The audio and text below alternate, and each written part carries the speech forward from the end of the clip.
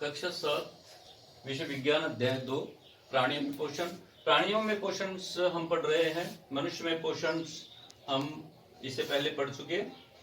अब जितने भी शाकाहारी जीव हैं उनमें पोषण किस प्रकार से होता है उनके विषय में हम पढ़ेंगे।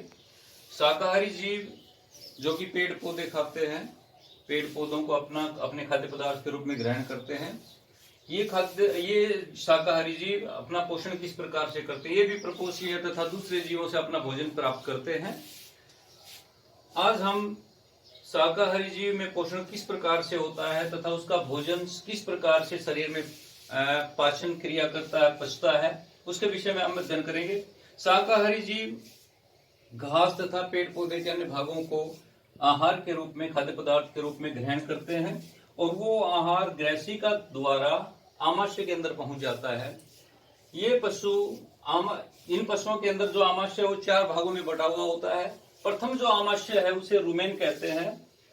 जब पशु आहार के रूप में पौधे या पौधे के किसी भाग को ग्रहण करता है तो सर्वप्रथम वो रुमेन के अंदर चला जाता है और रुमेन में जाने के बाद उस खाद्य पदार्थ का, उस घास का या पौधे के अन्य भागों का या आंशिक रूप में पाचन होता है।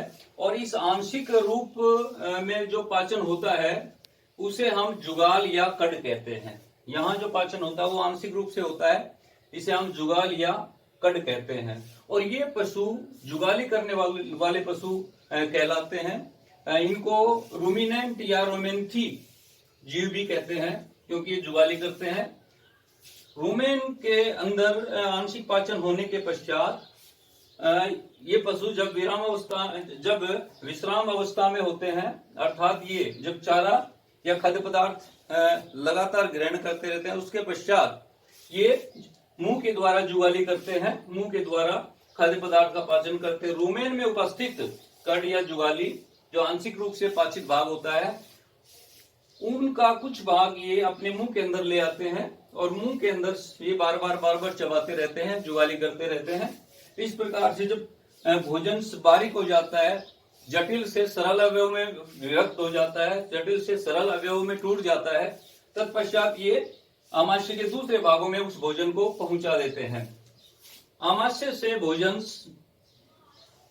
छोटी आंत के अंदर जाता है और जहां छोटी आंत तथा बड़ी आंत जहां जिस स्थान पर मिलती है वो जगह काफी थैलीनुमा चौड़ी होती है, थैलीनुमा होती है और उस जगह को अंगनाल कहते हैं। अंगनाल के अंदर ये पौधे के भाग या पौधे जो घास फूस होते हैं तथा पौधे के भाग होते हैं, वो अंगनाल के अंदर जाने के बाद में, क्योंकि पौधा सेलुलोज से बना हुआ होता है, कार्बोहाइड्रेट का एक ग्रुप है सेलुलोज, इस अंगनाल के अंदर विशेष प्रकार के जीवाणु पाए जाते हैं जो पौधे के सेलुलोज वाले भाग को पाचित कर देते हैं, पचा देते हैं और उसका पूरी तरह से पाचन कर देते हैं। और पाचन करने के बाद ये आंत के माध्यम से और इस पशु के पूरे शरीर के अंदर विभिन्न क्रियाओं के लिए भोजन चलाया जाता है, ऊर्जा के लिए तथा अन्य जो भी पशु के शरीर में क्रियाएं होती है उनमें उपयोग के लिए भोजन चलाया जाता है। इस प्रकार से ये पशु रोमेंथी या जुगाली करने वाले पशु या रूमिनेंट्स भी कहलाते हैं, क्योंकि ये जुगाली करते हैं।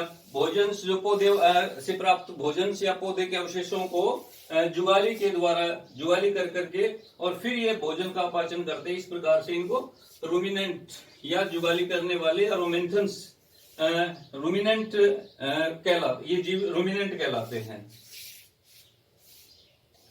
अभी तक हमने बहुकोषीय जीवों में पोषण किस प्रकार से होता है तथा खाद्य पदार्थ किस प्रकार से उनके शरीर में पाचन क्रिया द्वारा उनके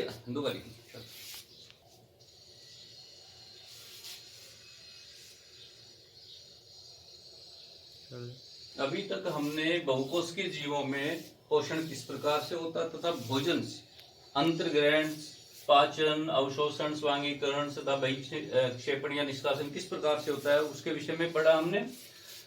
बहुकोषीय जीवों के अलावा बहुत ही सूक्ष्म जीव भी हमारे चारों ओर पाए जाते हैं जिनके अंदर पोषण होता है तथा पाचन क्रियाएं होती हैं।